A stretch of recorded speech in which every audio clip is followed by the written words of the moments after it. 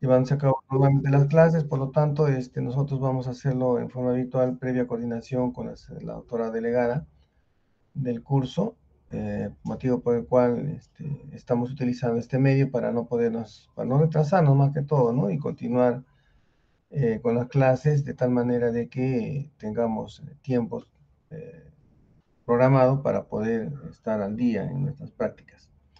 Bueno, la clase del día de hoy se trata sobre el tema de parasitosis intestinal, ¿no? Entonces, es una patología muy común que se presenta en el primer nivel de atención. Generalmente, si hablamos de parasitosis intestinal, tendríamos que hablar en términos general de todo tipo de parasitosis, pero en este caso solamente vamos a evocarnos a lo que es parasitosis intestinal, pero del tipo de geogelmintiasis, o sea, de aquellos problemas patológicos de parasitosis producida por geogelmintos específicamente, ¿no? Entonces, empezaríamos diciendo que la geomitiasis, ¿no? Es una enfermedad pues común, ¿no? Que se presenta a nivel mundial. Es propia de todo el sistema planetario, podríamos hacer así, motivo por el cual eh, se trata de un tema muy conocido también y investigado, ¿no? A nivel de todas las entidades que hacemos investigación en ello, ¿no? Llámese la OMS, la OPS, el mismo Ministerio de Salud.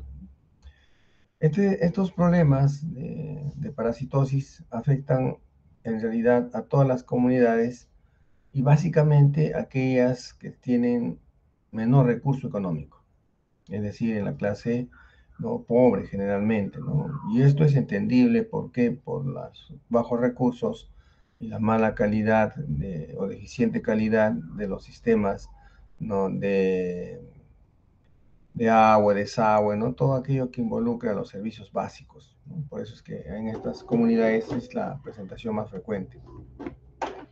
Entonces, si hablamos de geo es tierra, ¿no es cierto? En mitiasis son parásitos. Entonces, son enfermedades que se transmiten por el suelo, ¿no? Y comúnmente estas que se producen por el suelo son las que son pues de tipo parasitosis intestinal, ¿no? Hay otros tipos también de parásitos que se transmiten por el suelo, pero que la vía, ¿no? Del ciclo no es por la vía, ¿no es cierto?, del suelo, sino por otras vías, ¿no? También por otras partes del cuerpo. Específicamente hablando ya sobre parasitosis intestinal, ¿no? Entonces, podríamos mencionar que en base a todos los estudios realizados, ¿no? Estas enfermedades dependen de básicamente cuatro aspectos importantes. Uno, del número y la localización en el intestino. Es decir, tiene que haber una determinada cantidad de parásitos, ¿no? Y la localización del intestino, en qué parte del intestino o localización, ¿no? Se produce el problema intestinal por parásitos, para ver la complicación o ver de repente el tipo de localización de la infección que produce esta parasitosis. En segundo lugar, tendríamos que analizar, conocer, ¿no? Las características del ciclo biológico del parásito, ¿no? Del tipo de parásito que produce esta geomitiasis. En tercer lugar, el estado latente o de infestación. ¿Cuánto tiempo se requiere que una vez infectado el paciente, ¿no? Se puedan manifestar los síntomas y signos, ¿no? Para poder de alguna manera nosotros pensar de que probablemente se trate de esta enfermedad y poder empezar a hacer los exámenes que corresponden. Y la otra es la tolerancia por el huésped, ¿no? Hay pacientes que lo toleran, ¿no? Es más, ¿no? No dan a veces ni siquiera síntomas o signos de la enfermedad, ¿no? Entonces, por eso es que, dependiendo de estos cuatro aspectos que ya se han investigado, ¿no? Como vuelvo a reiterarles, el número y la localización de los parásitos en el intestino, las características del ciclo biológico, ¿no? La infestación y la tolerancia por el huésped, pueden generarnos de que la enfermedad, ¿no? podría ser asintomática o sintomática. Le llamamos asintomática cuando no presenta pues síntomas ni signos, ¿no? Entonces es un paciente o pacienta que vive con su parasitosis intestinal, puede estar, ¿qué les digo? Siendo fuente de contagio y no se dan cuenta, ¿no? Ahí viene el problema, ¿no? En relación a otros que son sí, sintomáticas, y en ellas sí podemos detectar, ¿no?, de que se trate pues de una parasitosis, o por lo menos empezar con el examen clínico a través del cortejo sintomático y sinológico que presentan los pacientes, y poder inclusive determinar cuáles son sus principales complicaciones, ¿no? Una vez de que ya hemos diagnosticado nuestra parásito intestinal, ¿no?, muchas veces los mismos pacientes asintomáticos, asintomáticos leves, refieren, ¿no?, la presencia del parásito. Y es más, muchos de los casos, y ustedes los van a ver en la práctica, los mismos pacientes son los que traen inclusive los parásitos. Y nosotros simple y llanamente los identificamos y tenemos que ver qué tipo de parásito es para poder dar el tratamiento correspondiente.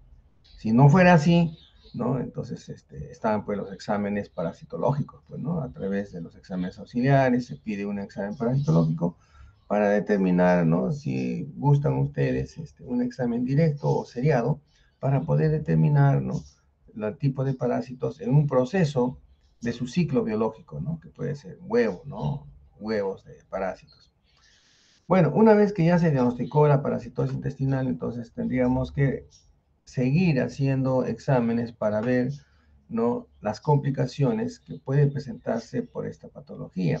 Entonces, lo primero que tendríamos que hacer, conociendo que las complicaciones principales de las parasitosis intestinales son anemia, diarrea o desnutrición, haríamos el examen que corresponde, ¿no? Le pediríamos su hemoglobina para ver si hay anemia, ¿no? Investigar sobre problemas de diarreas crónicas, ¿no? O en el defecto, ¿no?, también hacer el examen nutritivo del paciente para poder ver si es que se trata pues de una desnutrición producto de esta enfermedad.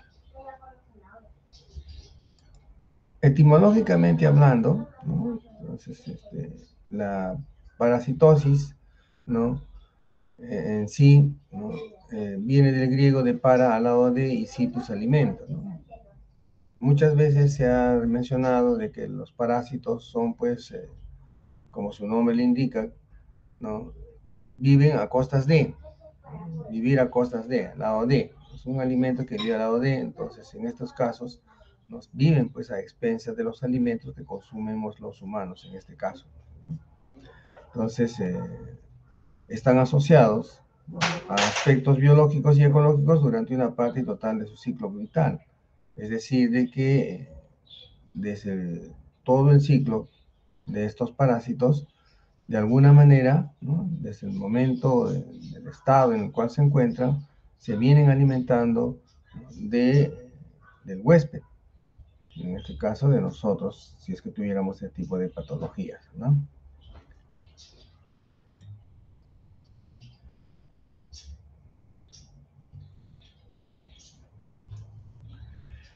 ¿Cuáles son los parásitos más frecuentes?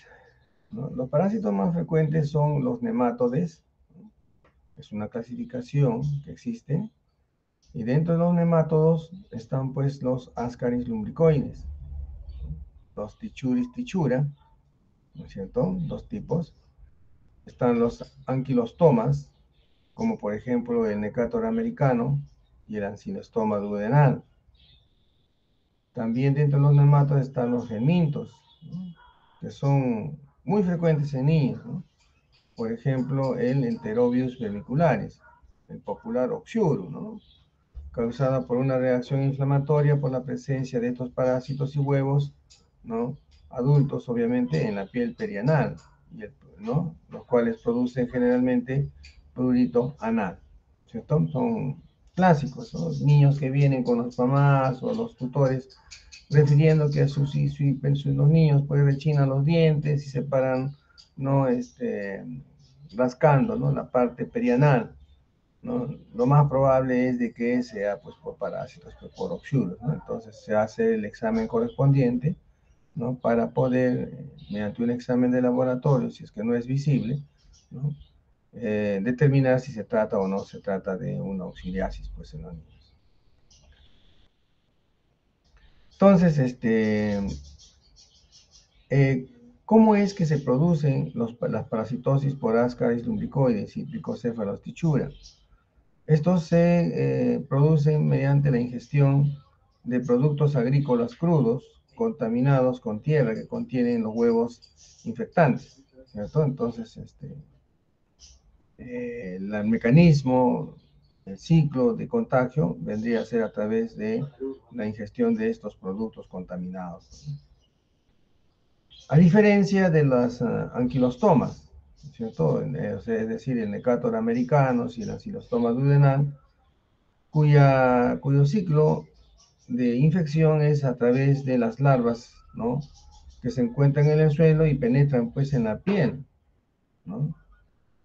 Siendo la infección dependiendo, ¿no es cierto?, ya del anidamiento, el desarrollo y la multiplicación y obviamente la virulencia, es decir, los aspectos que habíamos mencionado anteriormente, ¿no? Para ver en qué situación se encuentra la parasitosis. En cuanto a su prevalencia, ¿no? Entonces, como dijimos también al inicio de la introducción de la clase teórica, ¿no? Esta es una enfermedad pues de gran prevalencia a nivel mundial y es común, ¿cierto?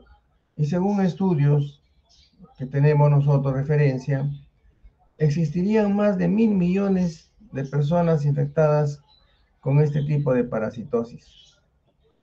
4.5 millones de personas están en riesgo de contaminarse, ¿no? Con este tipo de parasitosis más comunes. Esto por la proyección que se hace, ¿no? A través de los factores de contagio de personas que ya la tienen.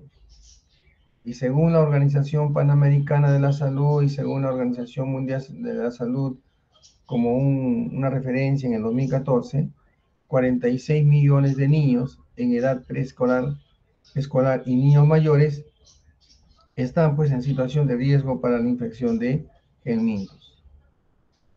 Dada esta casuística que manejamos nosotros, es que, y otros estudios más, obviamente, más actualizados, es que el Ministerio de Salud maneja un programa de desparasitación, ¿no? En niños.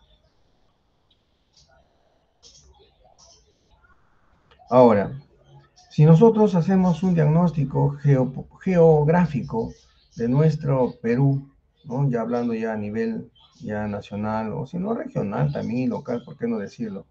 ¿No? Tendríamos que identificar las zonas de mayor pobreza, dado que somos un país en desarrollo, y nos daríamos una idea de dónde está o dónde hay mayor prevalencia de este tipo de enfermedad, ¿no? Entonces, vamos a hacernos, a ver, por ejemplo, nos ponemos en la situación de Tacna, ¿no? Tacna tiene su casco urbano, tiene su zona, su casco rural, ¿no? Gran parte es zona rural. Entonces, si hiciéramos nosotros un diagnóstico así indirecto, sin haber hecho un estudio específico, podríamos darnos una idea de dónde estaría, dónde habría mayor prevalencia de parasitosis, ¿no? Pues, obviamente estaríamos pensando primero en la zona rural, ¿sí? Posteriormente estaríamos pensando en la zona periurbana y finalmente en la zona urbana, sin que ello signifique de que podamos encontrar parasitosis en el mismo casco urbano, porque la prevalencia es mayor, ¿no es cierto?, en la zona rural que en la zona urbana, pero eso no exime a que también se encuentren problemas de parasitosis en la zona urbana, ¿no? Entonces, la sospecha de esta patología es, pues, en forma muy general, con prevalencias en las zonas que estamos identificando, ¿no? Como ya una proyección local, ¿no? Entonces, por eso es que se dice, pues, que estas parasitosis afectan a la población rural y urbano marginal, es decir, todos, pues, ¿no es cierto? Ahora, dado de que su prevalencia es alta, obviamente constituye pues uno de los principales problemas en salud pública. ¿Listo? Uno de los principales problemas de salud pública por su gran prevalencia a nivel mundial, nacional, regional y local. Existe un estudio desde el 2002, miren, desde el 2002, donde ya se estima de que de cada 3 personas, ¿no?, porta uno o más parásitos en su intestino. O sea, de cada 3, uno, ¿no?, puede ser portador de parásitos. Hay ahí la proyección que se hace o que hace la Organización Mundial de la Salud o la Organización Panamericana de Salud para prediagnosticar la cantidad de pacientes que podrían, ¿no?, estar expuestos a contagiarse con algún tipo de parásitos de los más comunes que hemos mencionado, ¿cierto? Intestinales, ¿no? Entonces, la infección por Ascaris lumbricoides, la infección por Ascaris lumbricoides y Trichocephala trichura alcanza pues niveles máximos comúnmente en niños de 5 a 14 años. O sea, es más frecuente en este grupo etario.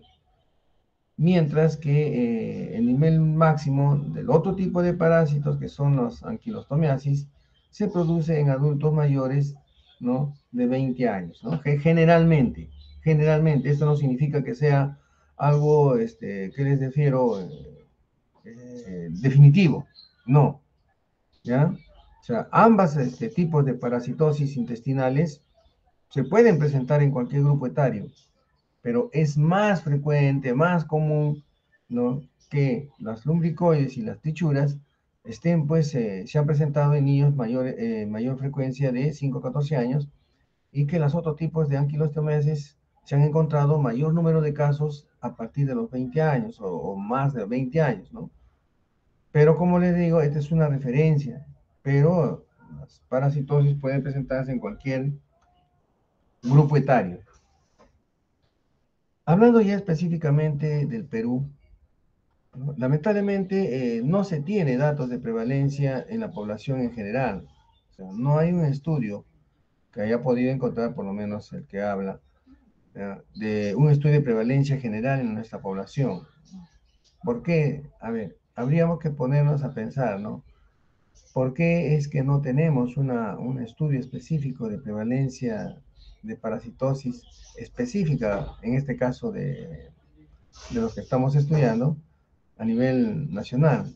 La población tendría que ser grande, ¿verdad? O sea, el tamaño de muestra tendría que ser, desde mi punto de vista, ¿no?, grande, o la población general, ¿no? Entonces, como que hay alguna limitación para hacerla, pero regionalmente podríamos hacer nosotros un estudio, ¿no?, de prevalencia de este tipo de enfermedades por parasitosis intestinal, ¿no?, para poder tener un dato ya más exacto.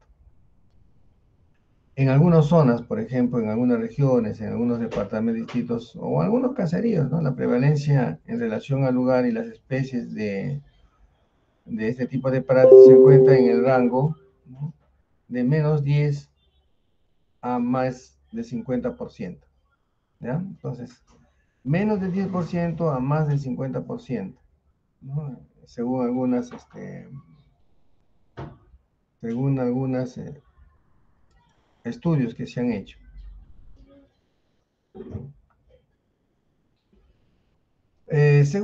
Tenemos una clasificación de infecciones, ¿no?, de parasitosis según la OMS. Y según la Organización Mundial de la Salud, nosotros podemos clasificar, ¿no?, a estas parasitosis en leves, moderadas o graves. Pero ello se hace en base al número de huevos por gramo de heces, ¿no? Entonces tendríamos que considerar este examen para poder utilizar la clasificación de la Organización Mundial de la Salud. Los gelmintos, ¿no?, en diferentes áreas del mundo tienen diferentes niveles de producción de huevos. Obvio, miren, o sea, la producción de huevos no es similar en todas las regiones del mundo, en todos los países del mundo, ¿no? Sino que tienen diferentes áreas del mundo, diferentes niveles de producción de huevos.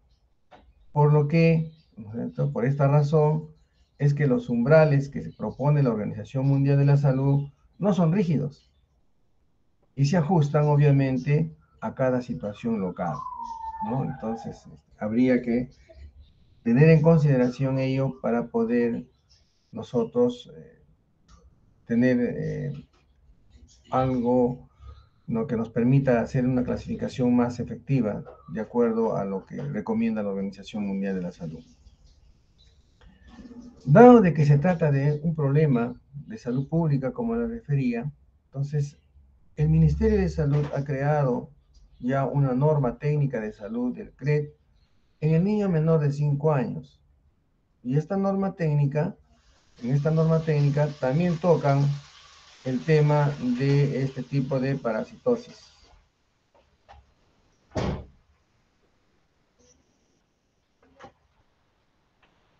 Entonces, si nosotros nos referimos a esta norma técnica, que la podemos bajar en Google a través de la página del Ministerio de Salud, o directamente también se puede entrar a esta página, ¿no? Vamos a ver en una de sus partes o sus contenidos, ¿no?, el tema de la profilaxis antiparasitaria. Y esto lo hacemos todos los establecimientos del primer nivel de atención a nivel nacional, ¿no?, durante el año. O sea, todos los años hay una programación de población que tenemos que eh, hacer la profilaxis antiparasitaria. Más aún en las áreas priorizadas, según estudios epidemiológicos, ¿cierto? Entonces, pero ¿quién es el responsable en los establecimientos de salud de primer nivel? Sin desmerecer y sin dejar de que el médico sea el responsable. El médico es el responsable, obviamente, del diagnóstico clínico, ¿no?, del seguimiento, del tratamiento, pero en los establecimientos de salud, dado de que esta es una estrategia sanitaria nacional, es y está bajo la responsabilidad de enfermería, entonces es el profesional responsable del control de crecimiento y desarrollo, ¿no es cierto?, de enfermería, de la prescripción de la profilaxis antiparasitaria. ¿Listo? Aparte de ello, también se realizan campañas de desparasitación, ¿no?, programadas por cada establecimiento, ¿no es cierto?, de acuerdo a el esquema de tratamiento que se tenga que utilizar. Entonces, ¿cómo se hace la profilaxis antiparasitaria? Utilizamos el mebendazol, ¿no?, de 500 miligramos por vía oral, o también el albendazol de 400 miligramos en dosis única cada 6 meses a partir de los 2 años de edad. ¿Listo, jóvenes? No se olviden, ¿ah? Mebendazol de 500 miligramos vía oral, o si no, albendazol de 400 miligramos en 2 dosis, ¿ya?, única cada 6 meses a partir de los 2 años de edad. No se puede dar menos de 2 años de edad, salvo pues que se diagnostique pues específicamente el niño menor de 2 años y se especifique el tipo de parásitos para poder dar tratamiento, profilaxis a los contactos, ¿no es cierto? Y tratamiento específico obviamente al paciente que se le diagnostica parasitosis intestinal. Como ese es un entero conocimiento también de ustedes, es importante, ¿no?, en el primer nivel de atención, en los establecimientos del primer nivel de atención, la priorización de la prevención y la promoción, ¿cierto? Y para ello tendríamos que identificar en primer lugar los factores de riesgo. Entonces, ¿cuáles son los factores de riesgo de este tipo de parasitosis intestinal? Entonces tendríamos que echar mano a todo aquello que de alguna manera facilite el contagio y la transmisión de las parasitosis intestinales, como son malos hábitos personales de higiene, ¿no?, la falta de lavado de manos antes de comer o preparar los alimentos o después de ir al baño, considerando el ciclo, ¿no?, de contagio de estas parasitosis. La inadecuada manipulación de alimentos, el consumo de agua contaminada, la falta de servicios de agua y desagüe, que no es de repente algo que debiera depender de nosotros mismos, sino también de las autoridades locales, ¿no?, para el apoyo del consumo de agua, ¿no? Y también las redes de desagüe que deben haber en todos los lugares donde uno reside. El consumo de alimentos mal lavados o mal cocidos. El hacinamiento, probablemente por temas socioeconómicos. Algunas personas aún todavía defecan al aire libre donde no tienen servicios básicos. El ingerir verduras contaminadas, ¿no? A veces, lamentablemente, ¿no?, hay lugares donde riegan las plantas con aguas hervidas, ¿no?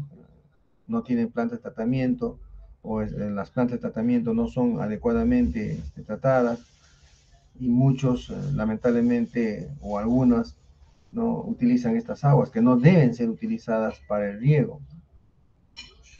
Pacientes en desnutrición, ¿no?, niños desnutridos, obviamente con defensas bajas, van a ser más propensos para poder adquirir la enfermedad. Lo que decíamos, ¿no?, los portadores asintomáticos, que inconscientemente podrían estar, ¿no?, contagiando a otros pacientes. La pobreza, el analfabetismo y obviamente la acumulación de residuos sólidos. Entonces, si nosotros hacemos un análisis de todos estos factores de riesgo, vamos a ver que están ligados prácticamente a todo aquello que tienen lamentablemente aún los países en desarrollo y más aún, ¿no?, donde las condiciones socioeconómicas y culturales son bajas, ¿no es cierto? Entonces, estaríamos hablando de mayor riesgo en la clase pobre o extremadamente pobre, generalmente. Hablamos en la clasificación de parásitos, ya pasando a otro tema ya más específico de la clasificación, tendríamos los helmintos intestinales, de los cuales tenemos tres tipos, ¿no es cierto? Los nemátodos, los tremátodos y los céstodos. Los helmintos nemátodos, los más comunes, ¿no?, son los ascaris lumbricoides, el Trichuris trichura, el Ancylostoma duodenal, el Decatur americanus, el Strongyloides stercolaris. Dentro de los tremátodos tenemos, la fasciola hepática y la Phaseolopsis buschi. Y entre los céstodes tenemos la Taenia solum, la Taenia saginata, ¿no?, la Heminolepis nana, ¿no?, y la Heminolepis diminuta, ¿cierto? Entonces, helmintos intestinales, tres tipos de parásitos, nemátodos, tremátodos y céstodes, cada uno de ellos con los respectivos parásitos. Ahora, cada uno de ellos, por lo menos por los tipos, tienen su propio ciclo, ¿no?, de contagio. Luego tenemos los protozoos intestinales, que también son de tres tipos. Tenemos los flagelados, los coccidios y los ciliados. En cuanto a los flagelados, consideramos principalmente a la Yardia alambria, a Chilomactis misnelli, al Dientanueva fragilis, al Trichomona hominis y al Enteromona hominis. En los coccidios tenemos la Isospora belli, la Cryptosporidium. Y en los ciliados, ¿no?, el Balantidium coli. ¿Ah? Entonces, cada uno de ellos con sus, como les vuelvo a referir, con sus propios ciclos de contagio. ¿Cuáles son las formas de transmisión para el tema que estamos tocando nosotros ahora, de la parasitosis intestinal, ¿no?, las geomitiasis? Las tenias y las fasciolas, ¿no?, generalmente su forma de transmisión es a través de la comida infectada sin cocer. De las uncinarias y las estrongiloides es a través de la piel, es decir, percutáneo. y de la ascariasis, tichuris y menonitis nana por la comida o ingesta de comida sin manos contaminadas, ¿no es cierto? Como por ejemplo, otra de la misma modalidad, los oxyurus. ¿Cómo hacemos el diagnóstico de las geomitiasis? Primero, tenemos que tocar el aspecto epidemiológico, es decir, investigar sobre los factores de riesgo que hemos mencionado, ¿no? Entonces, ya sabemos que es una enfermedad muy frecuente, muy prevalente, de mayor incidencia en las zonas, ¿no? De baja condición socioeconómica, donde viven los pacientes de baja condición socioeconómica, ¿no? Donde hay falta de servicios básicos, ¿no? Y todos los factores de riesgo que hemos mencionado. Luego tocamos el aspecto clínico, ¿no? Entonces ya viene ya la parte de nosotros sui generis, ¿no es cierto? Entonces vamos a ver, investigar sobre, primero, baja de peso, si el paciente tiene apetito, ¿no? Pues generalmente esos pacientes están con bajo apetito, ¿no es cierto? Tienen hiporexia, muchos de ellos llegan inclusive a anorexia cuando el caso ya es muy avanzado. Son niños que tienen decaimiento, hay debilidad, ¿no? Hay dispepsia, palidez, algunos refieren presencia de sangre en heces, ¿no? Refieren también antecedentes de lesiones en piel, ¿no? Cuando ya el problema es muy crónico, de mayor tiempo, puede producirse inclusive prolapso rectal, dependiendo también del tipo de parásito. Pacientes que refieren, ¿no? Dolor abdominal intermitente, a veces duele, a veces no duele, la barriguita. Hay deposiciones también intermitentes, a veces también son diarreas esporádicas, ¿no? Y también antecedentes de contagio, pues, ¿no? De niños o niñas que hayan tenido parásitos intestinales, ¿no? La flatulencia también puede ser uno de los síntomas.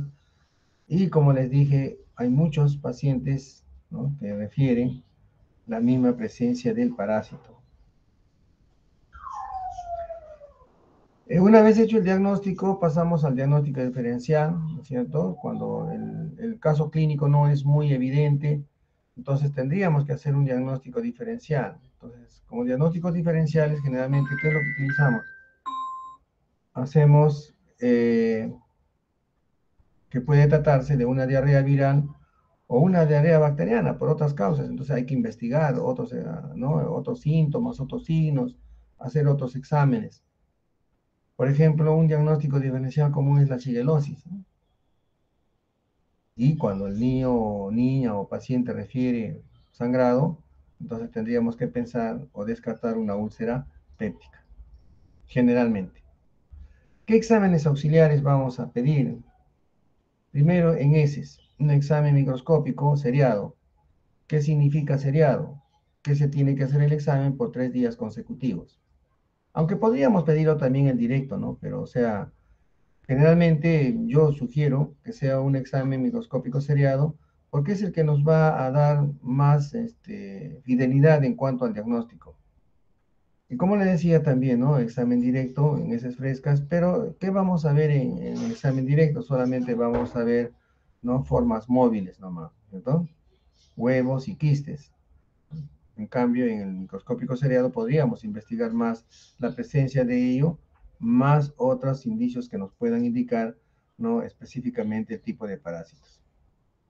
Existe otro método de concentración, ¿no? El Faust-Barman, ¿no? Para tratar huevos y parásitos, que no lo contamos nosotros, por lo menos aquí en mi establecimiento de salud, no utilizamos por falta de insumos para hacer este tipo de diagnósticos, ¿no? Y más bien el test de Graham, ¿no? Para ver huevos de oxudos y tenias, ¿no? El cual es bien común, ¿no? Se hace adhiriendo una cinta de scotch en el margen anal, lo vemos en el microscopio y ahí vamos a ver, ¿no? Si es que se trata de una oxiliasis o una teniasis, ¿no? Por la presencia de huevos en este tipo de examen. Entonces, comúnmente los exámenes auxiliares que hacemos nosotros en los establecimientos de salud del primer nivel está pues el examen directo, el examen seriado, ¿no? Parasitológico seriado y el test de Graham, que son los más comunes como exámenes de laboratorio. Y si nosotros ya vemos que se trata de una parasitosis crónica, y agregado a ello también no se pueden observar algunos signos de desnutrición, baja de peso, ¿no? Niños a veces que están con coloración de la piel media blanquecina, que le llamamos nosotros. Entonces, en estos casos ya estaríamos pensando en algunas complicaciones, ¿no? Entonces, lo básico es pedir una hemoglobina para descartar anemia, ¿no? Y probablemente también no ver la parte de eosinofilia. ¿En qué casos? En casos por parasitosis por Ascaris, Strongyloides y uncinarias. ¿Listo? ¿Cómo se manejan los casos de geomitiasis? ¿No? Estos van a ser de acuerdo pues a la complejidad y la capacidad resolutiva del establecimiento, ¿no? Como medidas generales, si vemos que se trata de un niño, ¿no?, con diarrea y está deshidratado, obviamente haremos pues la hidratación correspondiente, ¿no? En cuanto a las mamás, generalmente preguntan en caso de geomitiasis en niños, qué dietas, ¿no?, se debe dar.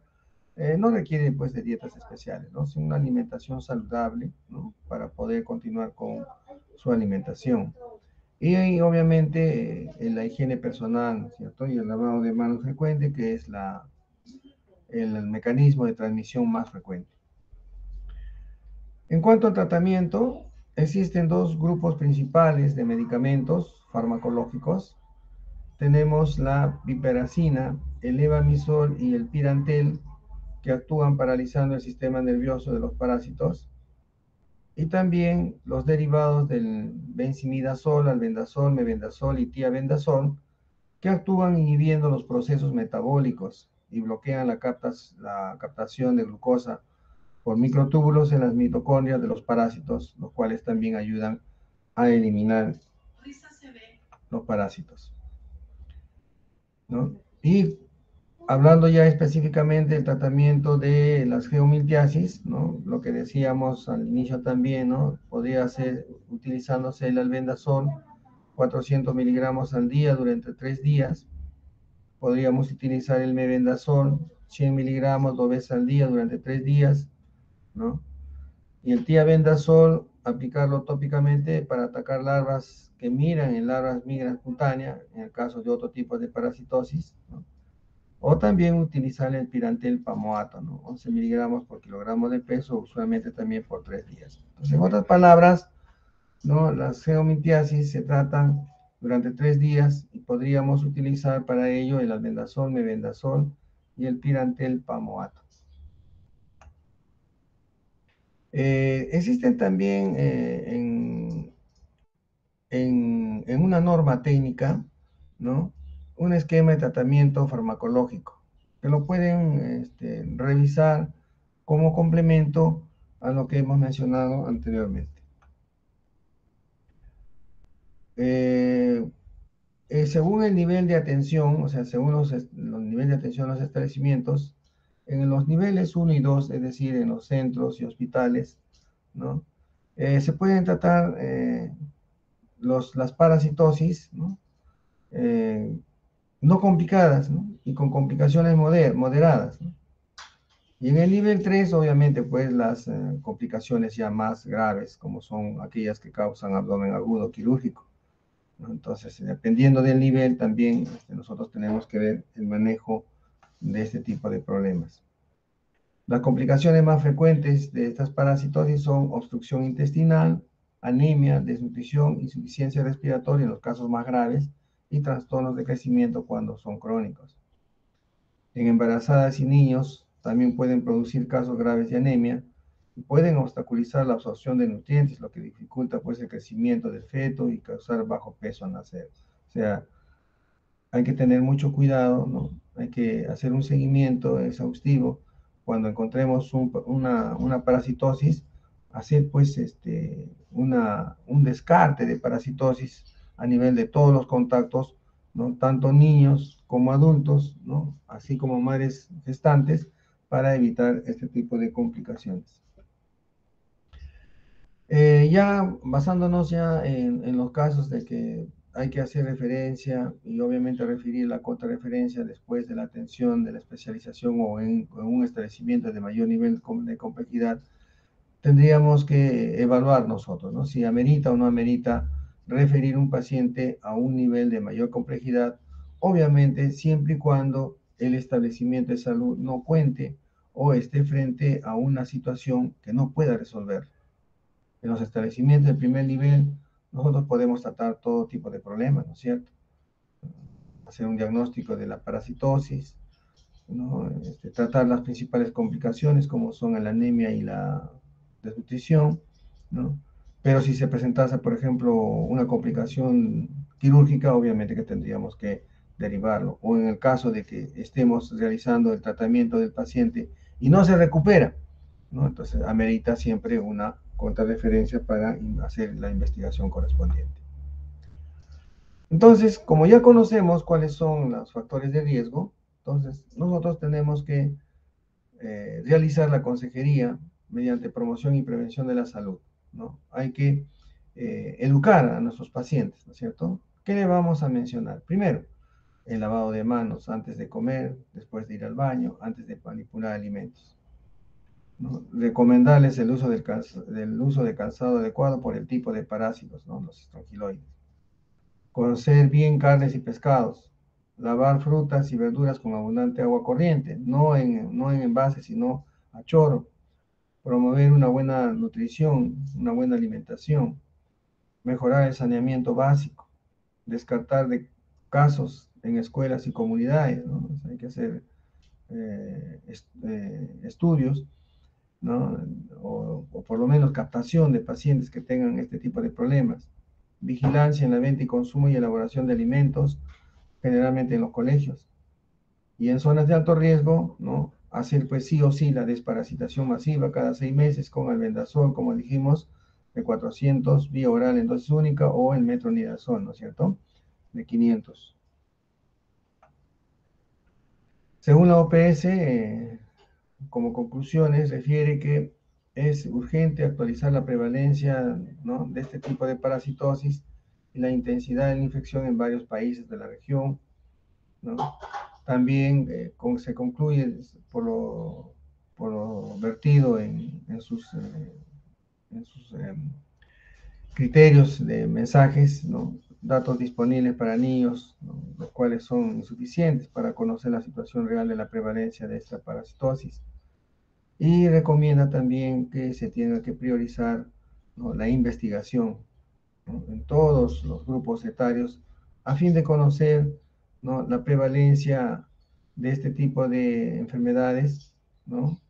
Para poder reducir la morbilidad y la mortalidad infantil y obviamente mejorar el desarrollo del niño, que es lo que se quiere como objetivo principal. Bueno, con eso entonces, jóvenes, terminaríamos la exposición de la clase del día de hoy. Si tuvieran alguna pregunta, por favor.